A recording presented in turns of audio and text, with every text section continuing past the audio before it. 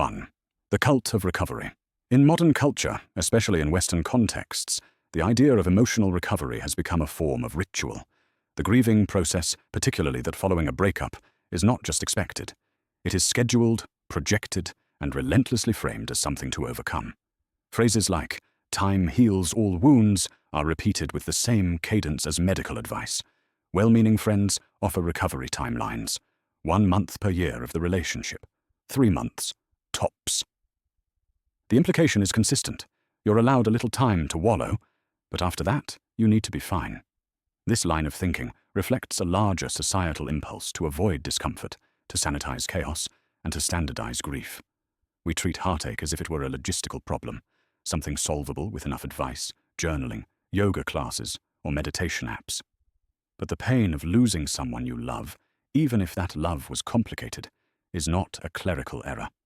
It is not a momentary glitch in the operating system of the self.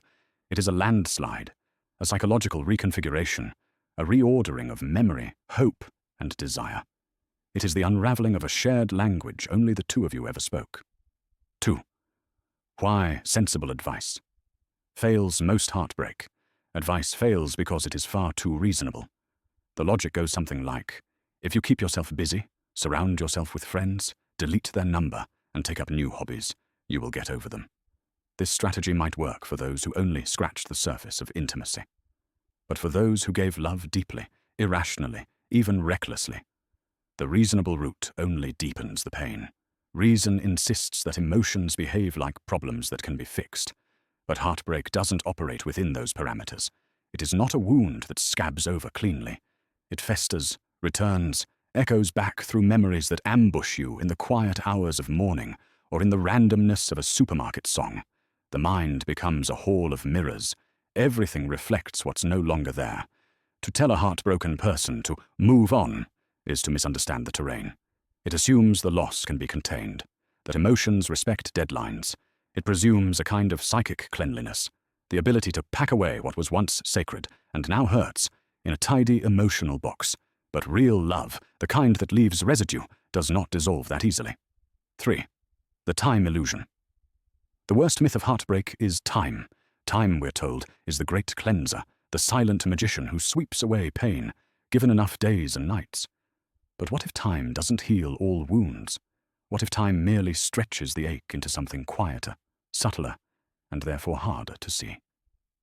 Many people continue to grieve their lost loves a decade later, not because they are weak or immature or dramatic, but because the person they lost represented something irrevocable. A version of the self, a possibility, an echo of what life might have been if only the world bent slightly differently. Grief, in such cases, is not a malfunction. It is memory in protest. The desire to get over it often masks a deeper societal discomfort with emotional continuity. We fear people who feel too deeply for too long. We mistake it for pathology when it might just be fidelity. Fidelity to what was real, to what mattered.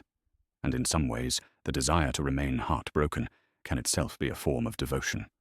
Not to the person, but to the experience of loving them, which became part of one's soul. 4. The problem with closure. Closure is the golden calf of modern love advice. We're told we must seek it, find it, build it, or buy it in the form of one last conversation, one final email, or a burning ritual. Closure is presented as the finish line of pain, the green light for beginning again. But heartbreak rarely offers closure. It offers fragments, unanswered questions, the text that never came, the gesture that was never explained. Closure, if anything, is a story we tell ourselves so we can resume being legible to others. Real heartbreak leaves behind loose ends because people don't exit our lives like neatly resolved characters in a novel. They vanish mid-sentence. They leave behind artifacts, a sweater in the closet, a photo on a shared cloud album, a joke only they ever laughed at. These traces mock closure. They are the open tabs of emotional life, constantly refreshed, never fully closing. If we redefine closure not as erasure, but as integration, the process of learning to live with emotional disorder, then perhaps we can begin to free ourselves from the tyranny of moving on. 1. The shame of attachment. In the aftermath of heartbreak, many of us are taught to hide our scars. We're encouraged to resume normal life quickly, to present ourselves as whole, strong, and unaffected. Lingering sadness becomes a social liability, something to conceal beneath new outfits, witty Instagram captions, and forced smiles at parties. The wound is supposed to vanish, or at least retreat behind closed doors, away from the public eye. But why is sustained emotional attachment considered embarrassing? Why do we feel the need to act like the person we loved, and maybe still love, is irrelevant, a closed chapter, a regrettable lapse in judgment? In truth, this shame often arises not from within, but from a society that pathologizes vulnerability and mistrusts emotional memory. We are expected to be emotionally agile, to pivot quickly from loss to self-improvement. But grief resists efficiency. It loops, it lingers, it questions your right to be okay. And when we feel that loss longer than our peers deem acceptable, we begin to turn our pain into a secret, something we fear will define us in ways we can't control. We hide not just our sadness, but the significance of what we lost. 2. Public versus private narratives. Every heartbreak produces two stories. One we tell ourselves in private, full of what-ifs, lingering sense, dreams we haven't yet surrendered. And another we present to the world, cleaner, tighter, edited for public consumption. The public story goes, "It just didn't work out. I've moved on. It was for the best." This story is designed to keep things manageable, to ward off intrusive questions, to reassure others that we are okay. But what if the public narrative does us harm? What if the forced brevity of these summaries hollows out the truth? When we compress our heartbreak into sound bites, we rob it of complexity. We amputate all the nuance, all the contradiction, all the deep emotion that made the relationship meaningful. We become actors in a play of emotional resilience, hiding the script that keeps us awake at night. This split between private sorrow and public poise begins to fray the self. The lie becomes a second burden. Not only do we hurt, but now we hurt alone, in silence, pretending that we're fine. 3. Making room for the absent. What if we did something radical? What if we didn't tuck the loss away in a mental closet, hoping it would collect dust and disappear? What if instead we gave it a proper place, not just in memory, but in identity? Not as a shameful episode, but as a vital chapter? To integrate the loss is not to wallow, nor to fetishize pain. It is simply to say, this happened, and it changed me.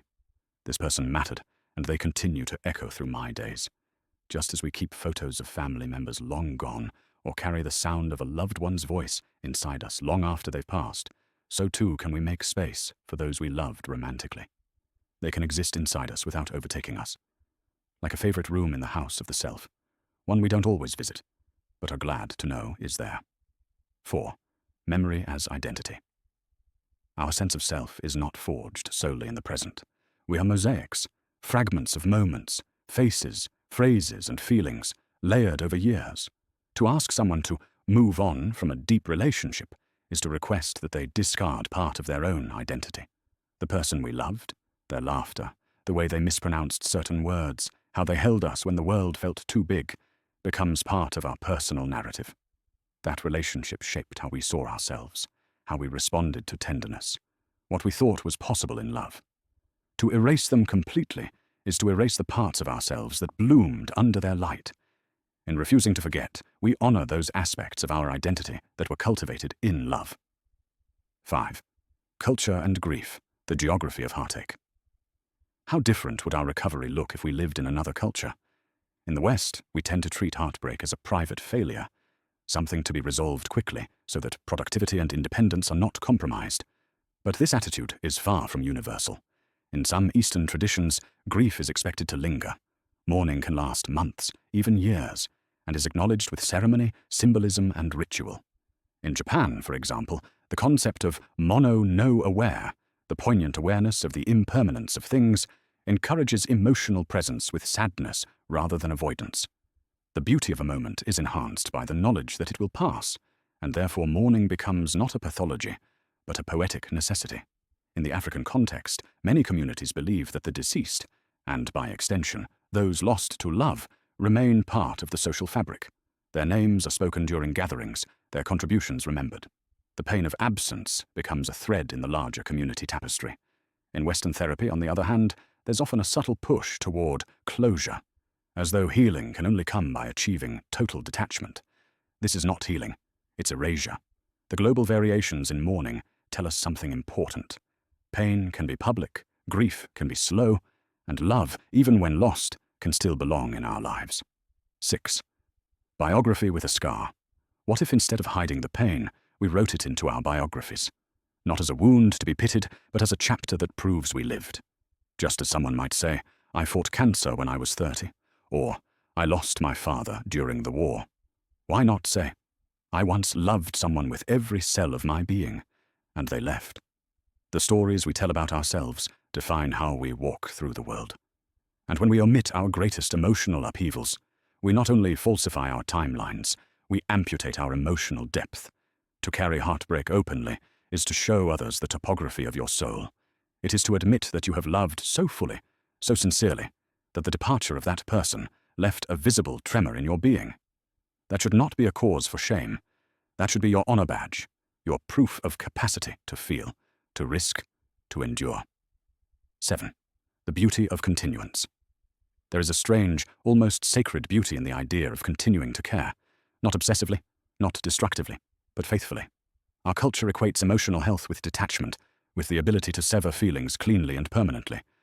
But what if love, in its truest form, was not something we ever truly escaped? To love someone, and still carry a trace of that feeling years after they've left, is not regression. It's continuity. It means your heart still recognizes the gravity of that connection. It means your capacity to hold reverence didn't vanish when the relationship did. There are people who will say, but isn't that sad? To still feel for someone who's gone? No. What's sadder is the impulse to shut down, to forget, to cauterize the parts of ourselves that once bloomed. Carrying love is not weakness. It is resilience. It's the heart's way of saying, I survived, and I still honor what mattered. 8. Relationships as self-expansion. A significant relationship doesn't just involve another person. It involves a version of yourself that only existed with them. You were someone specific in their presence, maybe more spontaneous or braver or more poetic. That version of you doesn't vanish when they do. It lingers. Losing them means not just the absence of their voice or their body, but the evaporation of that alternate self. This is one of the subtler devastations of heartbreak. The identity you inhabited with them can't fully survive without them. And so you mourn not only the person, but the person you were when they were near. This kind of loss is existential. It makes you question the solidity of your identity. It invites the terrifying possibility that you are not a fixed being, but a dynamic constellation of selves, shaped and reshaped by love and loss alike. But that is not a reason for despair. It is an invitation to carry forward the best of who you were with them into who you're becoming now. 9. Speaking of them without apology. There's a moment in nearly every heartbreak journey when someone close to you, a friend, a colleague, a family member, gently suggests that you stop talking about your ex. It's been long enough, they'll say, or you're only hurting yourself. And so, we stop. We begin to police our language. We strike their name from conversations. We replace stories that once began with, he used to say, with silence. We let the erasure begin. But language is how we remember. To name someone is to grant them reality. When we're told to stop speaking of them, we are not being encouraged to move on. We are being asked to forget. To pretend the time you shared together didn't shape you. And that is a betrayal of your own story. You don't need to mention them all the time, but you should never feel ashamed if you do. They were part of your life. That means they are part of your voice. Your memories are not toxic. Your past is not an embarrassment. It is yours. Speak it when you need to. Let others learn how to hold space for you. And if they can't, they don't deserve access to your whole self. 10. Not moving on, but carrying with the dominant metaphor for healing is movement. You move on, you let go, you leave behind. But these verbs imply abandonment. They frame emotional evolution as a type of escape, as if leaving the pain is the only way to prove we've grown. But what if the wiser path is not to move on, but to move forward carrying the weight? Not dragging it like a burden, but wearing it like a medal. The loss doesn't vanish, but it transforms into insight, into wisdom, into emotional fluency. People speak of closure as if it's a final stage, a locked door. But real healing is often closer to music than architecture. It doesn't end. It modulates. It doesn't seal. It resonates. The pain. 1. The tyranny of emotional control. We are taught, often from a young age, that control equals maturity. To weep excessively, to rage unpredictably, or to fall apart mid-sentence is seen as failure, not just of emotion, but of self. And yet, heartbreak is a natural disaster. Expecting calmness in the wake of such devastation is like asking the sea to remain still during a storm. Society demands poise, especially from adults, but this demand is cruelly mismatched with the intensity of grief. To hurt deeply and visibly is to risk judgment. To collapse from love's absence is to be branded too emotional, unstable, dramatic. And so, we repress. We internalize our madness. We pretend.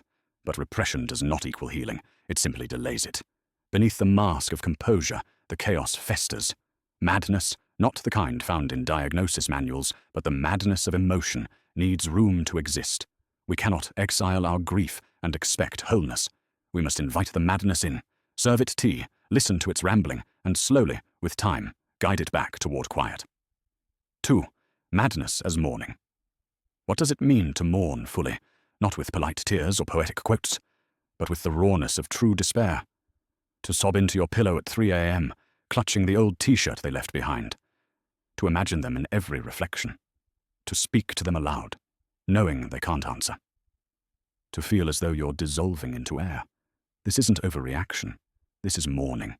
Intense love leaves behind intense absence, and that absence doesn't whisper. It screams. It claws at your chest. It refuses to be silenced by reason or suppressed by yoga classes. In many cultures, mourning is loud. Wailing is expected. Hair is pulled. Clothes are torn. The grief is made physical, embodied. But in modern urban life, especially in the West, we fear this kind of display. It is seen as unseemly, a mark of emotional incompetence. But if your love was deep, why should your mourning be shallow? If the love reached to your bones, why should its loss be confined to logic? The madness is not evidence of weakness. It is proof of sincerity. 3.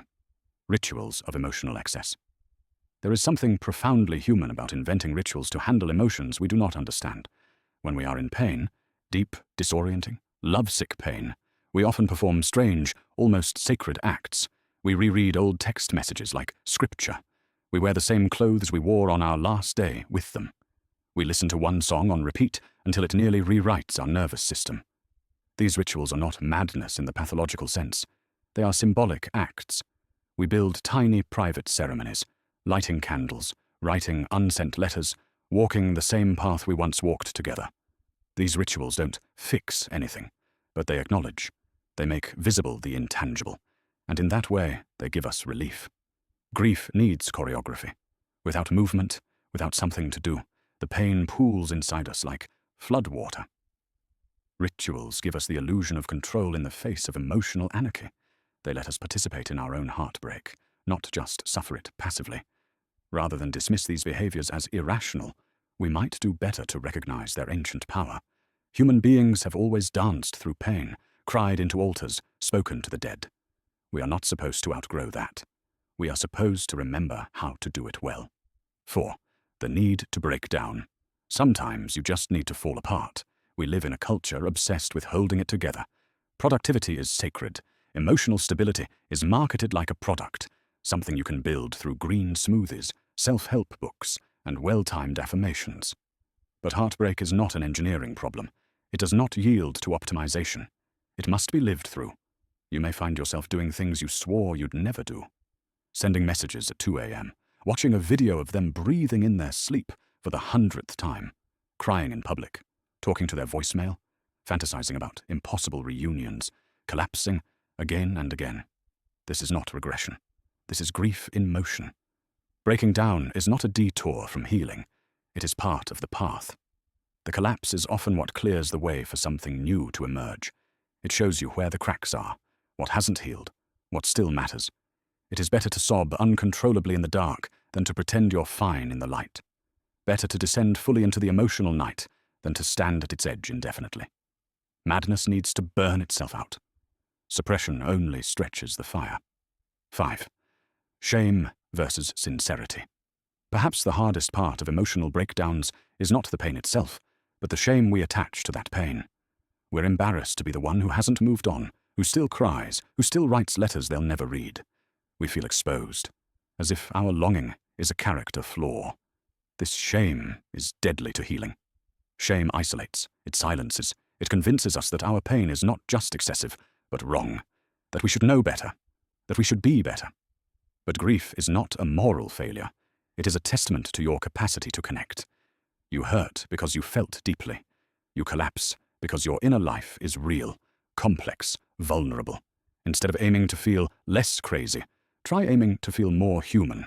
Crying is not madness. Yearning is not weakness. You are not insane for still loving someone who is gone. You are alive. There is dignity in sincerity, in saying, yes, I'm still broken about this, in refusing to hide what was real simply because others are uncomfortable with its aftermath. Sincerity is not naive. It is radical. 6.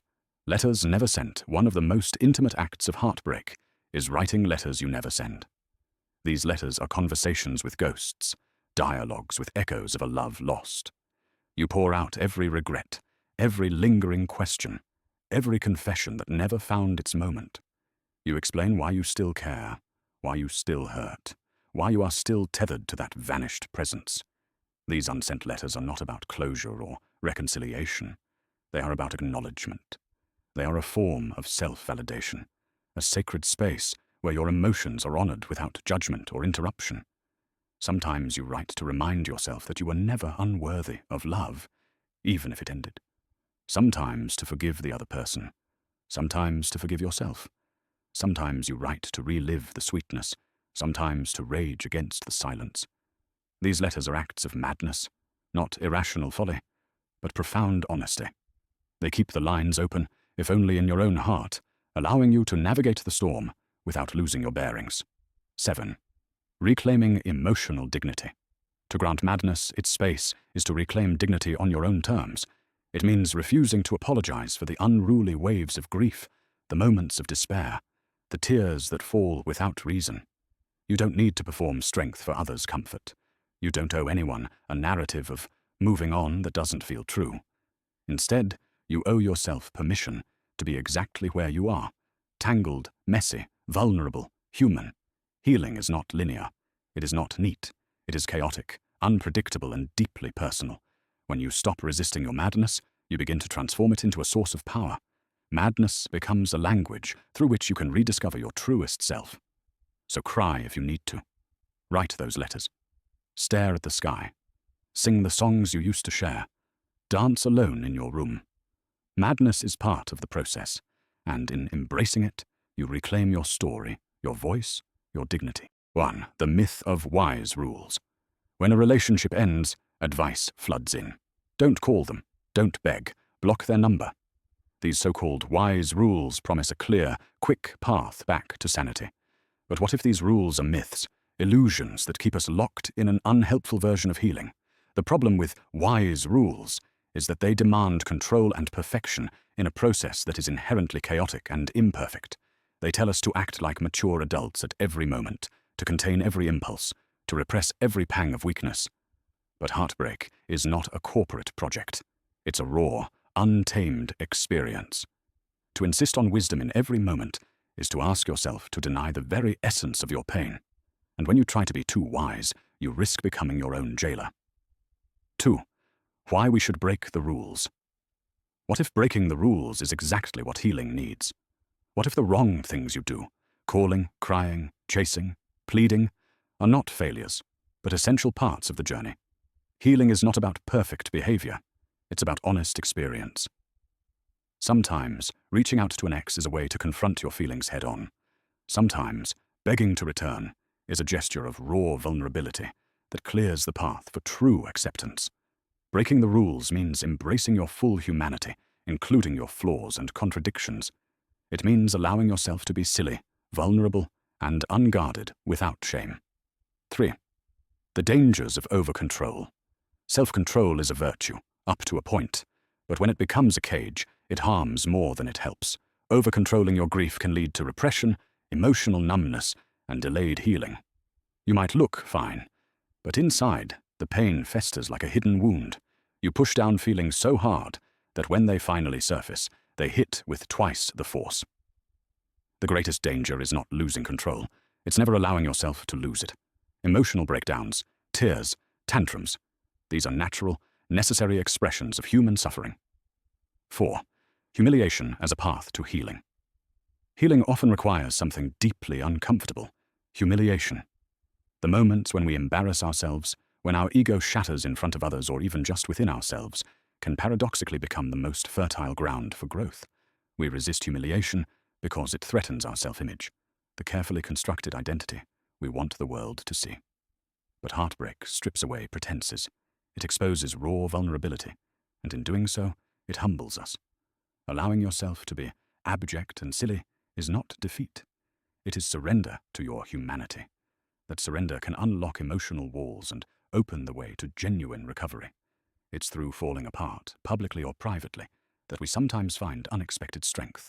The stories of those who hit rock bottom and then rose anew remind us that humiliation can be transformative rather than destructive. 5. Trying everything and failing. In the throes of heartbreak, you might try every possible way to cope: calling, texting, writing, crying, distracting yourself, seeking advice, changing habits. Many of these attempts may fail, leaving you feeling more lost. But failure is part of the process. Each mistake is a step on the path, a way to learn what works and what doesn't for you.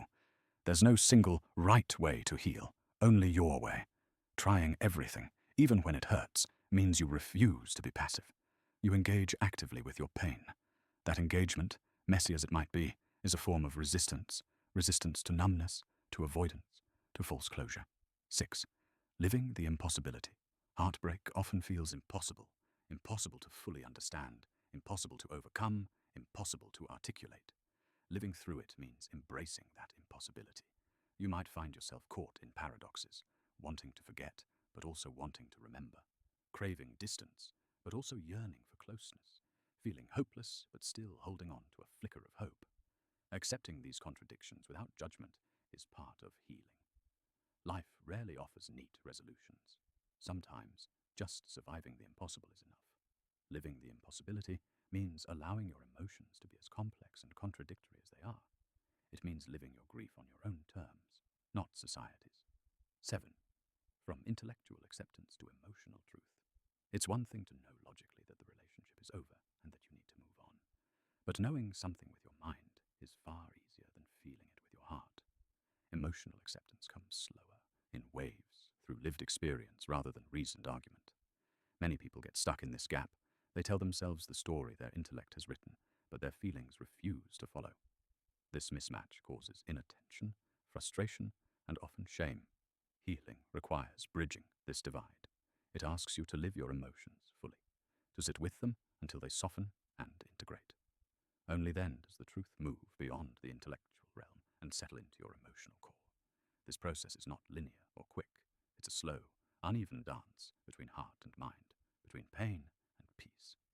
And that's okay. 8. Tying yourself back to health. After the chaos of heartbreak and the wildness of emotional upheaval, there comes a time to gather the pieces and begin stitching yourself back together. This isn't about rushing to fix yourself or erase your history.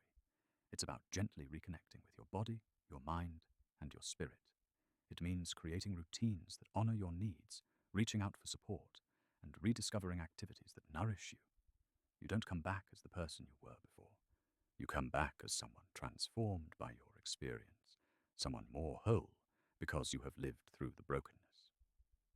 Tying yourself back to health means embracing imperfection, showing compassion to yourself, and allowing healing to unfold in its own time.